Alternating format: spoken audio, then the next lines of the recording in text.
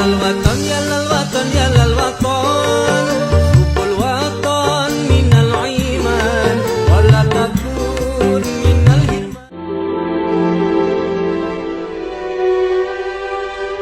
Tanah airku tidak kulupakan, kan terkenang selama hidup. Jadi dia 2 tahun selama di USA, dia mendapatkan ijazah MA. Kemudian dia mengambil doktor PhD dengan tambahan 3 tahun lagi. His friends from Wisconsin say he loved JFK, democracy, and the American way of life. But Ibnu's fate was to be sealed by the politics of his day. Tapi karena ada konfrontasi antara Amerika dengan Indonesia pada waktu itu, jadi semua mahasiswa yang di Amerika, Indonesia ditarik lagi ke Indonesia semuanya, termasuk kakak saya, berikut dengan keluarganya. Returning home to a country being polarized by Cold War politics, Ibnu gets a university job by joining the Indonesian Graduates Association, a group associated with the Communist Party. Tensions were also rising in the countryside where the PKI had been enforcing President Soekarno's land reform program.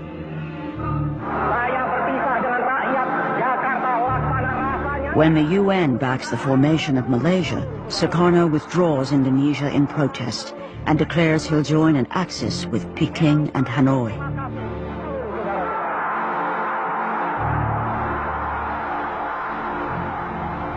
President Soekarno has now gone too far for the West. For nearly 15 years, he'd balanced both sides of the Cold War.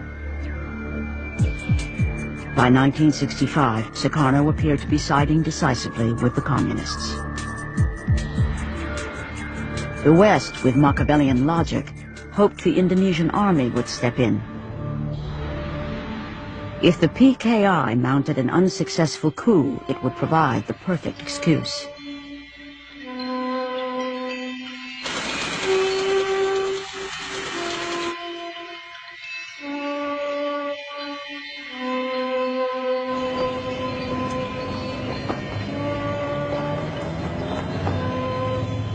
Certainly 1965 was the height of the Cold War.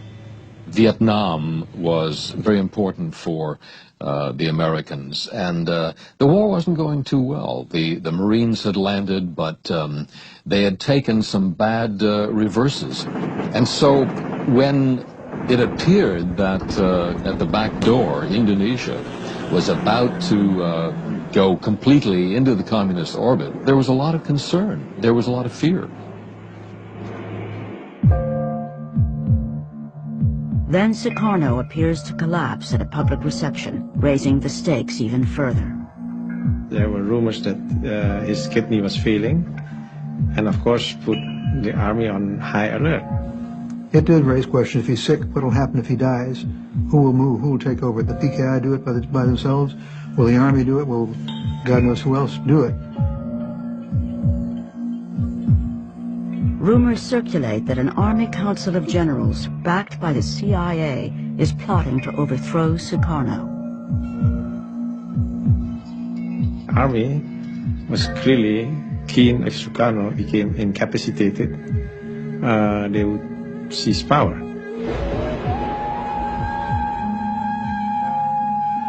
Ani raga patut waspada. Apa angon waspada darmo na jalan gisi?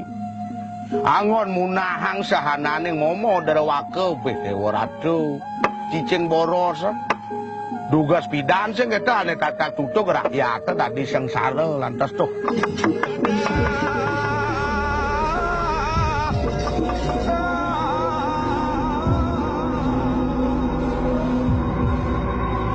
On the 30th of September 1965, Indonesia is changed forever.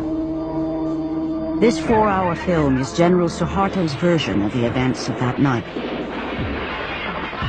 It was shown every year on all television stations while he was in power.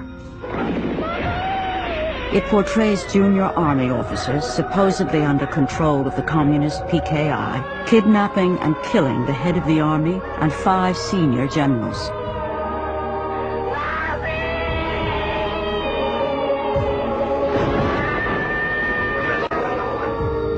General Suharto puts down the so-called 30th of September movement and heroically saves the nation. It's all over in less than 24 hours. My God, they said, well, they've done it. And the air attache came running in and said, the servants in his house said they were shooting out in back of his house. Some general got hit, they said. Turns out to be Panjaitan, who lived right behind him there. So, well, this was, beginnings of a very upsetting environment, but we didn't know what the heck was going on. The morning of October 1st, when Time magazine called me and said, Don, there's been a tremendous coup. We don't know what's going on, but we know that 6 of the top Indonesian generals have been killed in this slaughter overnight. And we don't know whether Soekarno is behind it, what's going on, but you're the only person, the only journalist in Hong Kong that has a visa. 3 days after the murders, the bodies of the dead generals are discovered in a well. President Soekarno has appointed General Suharto to restore security. Suharto personally witnesses the exhumation. Suharto also closes down the civilian press. The army-controlled newspapers run false but graphic stories telling how communist women had tortured and mutilated the generals, gouging out their eyes, cutting off their sexual organs, and dancing over their bodies.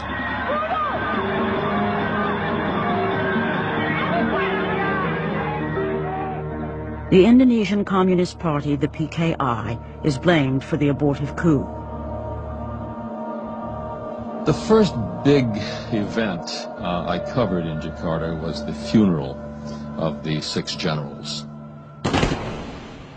We had heard tales about the way this slaughter had been done, the mutilation of the generals, how they had been tortured and killed.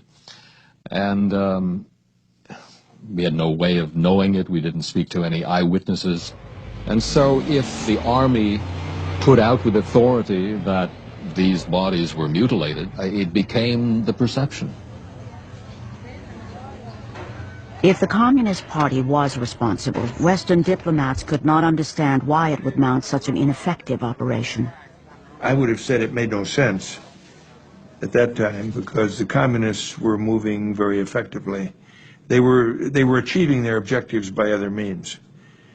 And I would have said, why in the heck should they mount a coup? It was known that the murders were carried out by junior army officers calling themselves the 30th of September movement. But the question of who, if anyone, was pulling the strings behind these officers was much less certain. Nevertheless, the diplomatic cables do reveal the West was keen for Suharto and the army to drive home its advantage in this brutal Cold War struggle.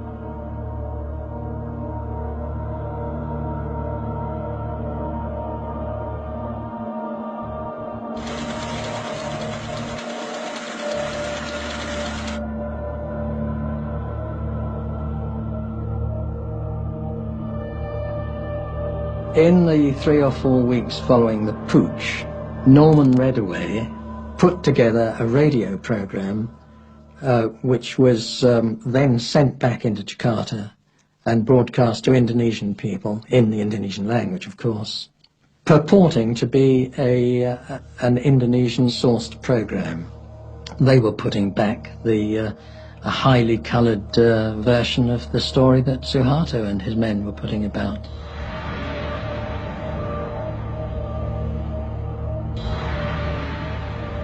The British-made propaganda program called The Voices from the Well was broadcast from a radio station set up next door to Suharto's house.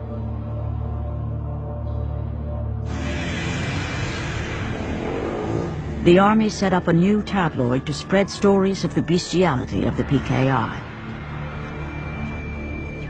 They emphasized that women will sink to utmost depravity under the godless communist influence. It didn't have to take great skills for the army to whip up sentiments against the communists. At the same time, I think the whole party was still left in the lurch because they still were in the mode of the parliamentary road to power. So they were essentially defenseless and armed without arms. Exactly the situation I was worried about.